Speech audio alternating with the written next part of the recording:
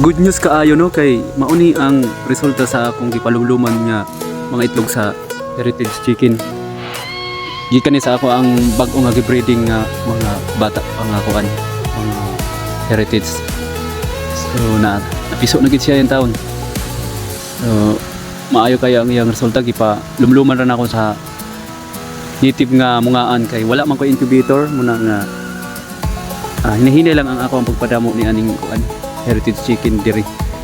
So mao ni siya napiso na duha ka buok napay mo sunod ani sang gawas man ang kuan ang mungaan kay akong gipakaon unya sa kadtong mga naghulat og kano sa ako mobaligya og kanang mga fertile egg ani no.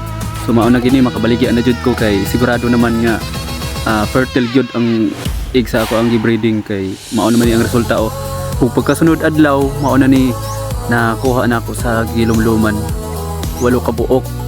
So Rhode Island din siya og kanang black astrolorp ang akong gibreed. So nindot kaayo sa tan-awon kay kuan healthy dagko. Ug pag tulo ka adlaw mao na ni ang nabilin nga akong kuhaonon tulo na lang pug kabuok sa unsi nga akong gipalumluman. So ayos kaayo kay napisa gid tanan wala joy binugok. So pwede na gyud ko makabaligyan og mga fertile egg sa katong mga nangutana og kano sa ako mobaligya og fertile egg. So ako pa man tong gi eksperimentohan kung makaproduce bagyo ko og fertile egg kaning akong mga bag-o nga breeding para sure gyud nga ang akong ibaligya fertile gyud siya para dili pud sayang ang inyong bayad no kay dili man ta makapapiso kung dili fertile ang ato ang ipalumluman or incubate.